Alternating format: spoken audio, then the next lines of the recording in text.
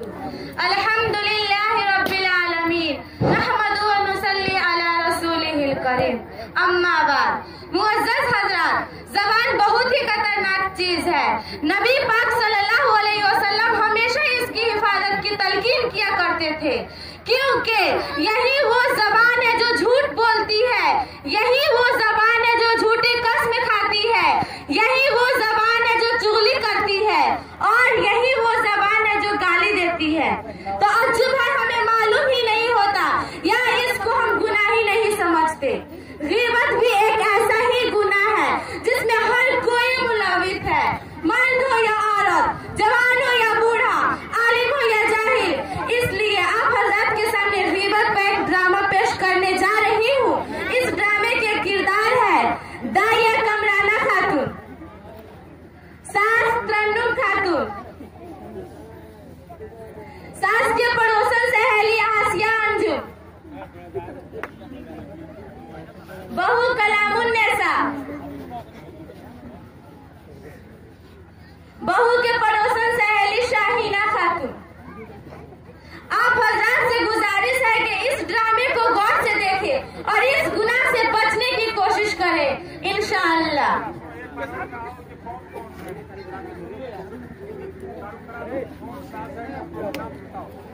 इस ड्रामे के किरदार है दाइया, इस ड्रामे के किरदार है दाइया कमराना खातून, सास तरन्नुम खातून, सास के पड़ोसन सहेली आसिया अंजुम, बहू कलामुन्नेसा, बहू के पड़ोसन सहेली शाहीना खातून।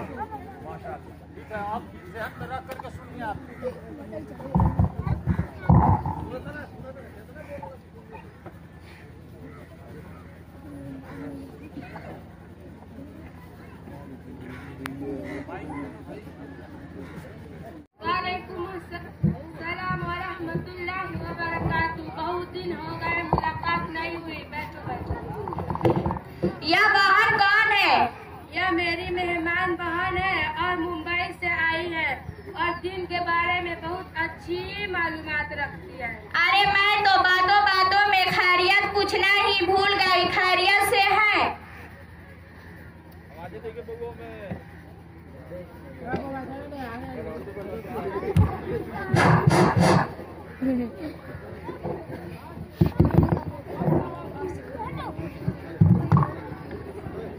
कहा कि खैरियत, जी रही हूँ जैसे तैसे, वक्त पूरा करके दुनिया से जाना है। अरे आपा जान, अम्मा ने आपको क्या कमी दी है? शादो आबाद घर दिया है, बेटे की भी अच्छी नौकरी है और चांद जैसे खिदमत गुजार बहू है, और क्या चाहिए? खामोश रहो, मेरा मुंह न खुलवाओ। कैसे बेटा, कैसी बहू? उनको तो बूढ़े लोगन की जरूरत का एहसास ही नहीं। किस हाल में है, तबीयत कैसी है, किसी को कोई फिक्र ही नहीं। बस हमको अपने लिए बोझ समझते हैं और सोचते हैं कैसे इन लोगों से छुटकारा मिले। और बहू रानी को पूछो मत, नवाबजादी की सुबह 9 बजे होती है, न घर की सफाई, न नाश्ता, न चाय, ये सारी बातें घर के बड़ों के सिखाने से आती है। लगता है उनको कुछ भी सिखाया नहीं गया। और क्या बताऊं बहन, जब अपने मैके का कोई घर आ जाता तो उनके देखभाल में आगे आगे रहती है, और जब हमारा कोई आता तो कुछ भी परवाह नहीं। न देने के लिए हाथ आगे बढ़ता है, न बनाने के लिए पैर आगे चलता है। नाटक शुरू हो जाता है, कभी सर में दर्द, कभी पेट में दर्द, कभी यहाँ दर्द, कभी वहाँ दर्द। तबीयत ठीक नहीं है और खाने का हाल तो पूछो मत। चाय देख कठिन आती है और दाल ऐसे बनाएगी जैसे तालाब का गदला पानी, और चावल ऐसा है जो खाए पेट में दर्द हो जाए, और हर 2 दिन के बाद मैके याद आ जाता और जाकर माँ के पल्लू से बंध जाती है और आने का नाम ही नहीं लेती। अरे आपा जान, आपकी बहू इतना सब कुछ करती है, आप कुछ बोलती क्यों नहीं? अरे देख बहन, मैं तो बोलते बोलते तंग आ गई हूँ। अब बोलना मुश्किल हो गया है। कुछ बोले तो हमारे शहजादे को पेशानी पर बल पड़ने लगते हैं, इसलिए खून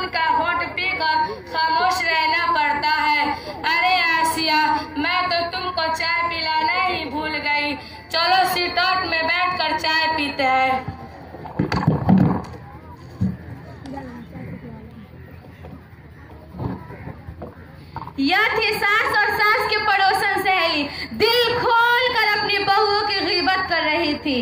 कितनी बुरी हालत है, अल्लाह मुआफ फरमाए। अब देखते हैं बहुओं की अपनी सासों की कितनी तारीफें करती है।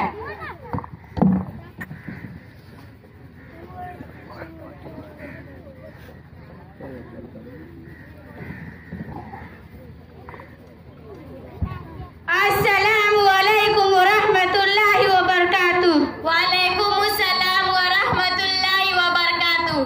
कैसी हो बहन? क्या बताऊं, ठीक भी हूँ और ठीक नहीं भी हूँ। अरे ये कैसी दरमियान की बातें कर रही हो? क्या बताऊं, जब तक सास का साया सर पर मुसल्लत है तब तक चैन कहाँ है। कलामुन्नेसा, तुम कितनी खुशकिस्मत हो कि तुम्हारे सर पर सास का साया है। शौरीना, क्या खुशकिस्मती की रट लगा रखी हो। भला वो भी कैसे चैन से रह सकती है जिसकी सास मेरी सास जैसी हो। एक बात पूछूं? हाँ पूछो। सबसे खुशकिस्मत औरत कौन थी, क्या तुम्हें मालूम है? नहीं। वो सारे इंसानों की माँ हज़रत हव्वा अलैहिस्सलाम है। तुम अपनी सास से इतनी परेशान क्यों हो? वो सास नहीं, परेशानियों का घर है। जब देखो नाक चढ़ाए मुसल्लत रहती है। मैं खाना खाऊं तो परेशानी, मैं उठूं तो परेशानी, मैं बैठूं तो परेशानी, मैं सोऊं तो परेशानी, मैं कुछ बोलूं तो गुस्सा, मैं कुछ ना बोलूं तो मगरूर। मेरे हर काम में नुक्ता चीनी, हिम्मत अफजाई की बोल भूल कर भी ना सुनूं। अब तुम ही बताओ, मैं इसका और क्या नाम दे सकती हूँ। मेरा छोड़ो, तुम अपना बताओ। क्या बताऊं, मुझे तो जरा बराबर भी चैन नहीं। मेरी शादीशुदा ननद है, दिन रात मेरा सर पका रखा है। मैं तो बांधी बन गई हूँ, उसकी भी खिदमत करूँ, उसके बच्चों के भी खिदमत करूँ। नखरे अलग, यह अच्छा नहीं वह अच्छा नहीं, हर वक्त ताने सुनने को मिलते। डबल डबल खाना बनाना पड़ता है। अभी मैं नाश्ता बनाने में लगी रहती हूँ, अभी मेरा खत्म भी नहीं होता। ननद और उसके बच्चे सारा बना बनाया सा खाना चट कर चुके होते हैं। अगर मुझे खाना हो तो फिर बनाना पड़ता है। यह बचा कुचा ही मेरे हिस्से में आता है और मैं सोचती हूँ यह मुसीबत मेरे सर से कब जाएगी। अरे कलामुन्नेसा, यह कौन है? मैं तो पूछना ही भूल गई। यह कमराना आंटी है, मुंबई से आई है। 2-3 दिन के लिए यहाँ रुक रही है। दीन के बारे में अच्छी मालूमात रखती है और बहुत पढ़ी लिखी है। अरे कमराना, तुम दोनों के साथ बैठी हो? जी हाँ। आइए सासू माँ बैठिए। माफ करना आंटी, हमने ध्यान नहीं दिया। कोई बात नहीं, सुबह से घर में हूँ। एक बात देख रही हूँ, हमारी जबानों पर दूसरी की शिकवा शिकायत, दूसरी की गीबत बहुत ज्यादा हो गई है। जबान की गुनाह तो हम कसरत से कर रहे हैं, अल्लाह ही हमें मुआफ फरमाए। और हम औरतों की तो बहुत बुरी आदत हो गई है, जहाँ दो चार जमा हो गई, दूसरों की तज़किरा, दूसरों की चुगली हमारी तबीयत का हिस्सा बन गई है। महज वक्त गुजारी के लिए हम गीबत करना शुरू कर देते हैं और उसके नुकसान का जर्रा बराबर अंदाजा नहीं। सुबह तरन्नुम आपा और उसकी पड़ोसन की बातों पर मैंने गौर किया और अब तुम लोगों की बातों पर भी गौर कर रही थी। यह सारी गुफ्तगू गीबत की है। अरे गीबत की होगी, हम तो जो हकीकत थी वो कह रहे थे, कुछ गलत तो नहीं कहा। हाँ, अरे मेरी बहनों सुनो तो सही, गीबत करते ही है। जिसकी तुम गीबत कर रही हो उसके पीठ पीछे बुराई करना। अगर तुम ऐसी बात कह रही हो जो उसमें नहीं, वह बहतान है।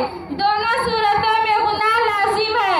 गीबत और बहतान बहुत बड़े गुनाह है। गीबत के बारे में कुरान मजीद में कहा गया है, औज़ु बिल्लाहि मिनश शैतानिर रजीम, बिस्मिल्लाहिर रहमानिर रहीम। वला यग़्तब बअ्ज़ुकुम बअ्ज़ा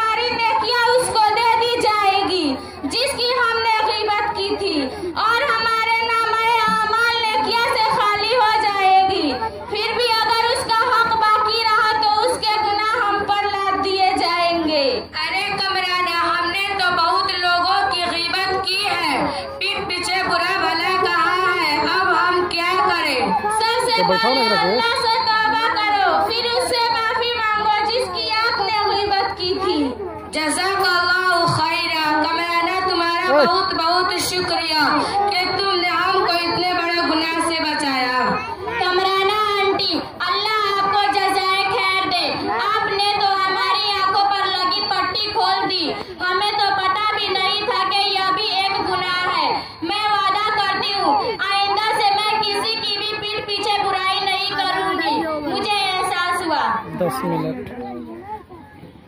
हो गए। हमें माफ कर दीजिए, हमने आपके पीठ पीछे बहुत बुराई की है। हाँ बेटा, मुझे भी माफ कर दो, मैंने भी तुम्हारे पीठ पीछे बहुत बुराई की है। आंटी हमें माफ कर दीजिए, हमने आपके पीठ पीछे बहुत से बुराइयां की है। हाँ बेटा, मुझे भी माफ कर देना, मैंने भी आपके पीठ पीछे बुराइयां की है। पागल से आओ तरह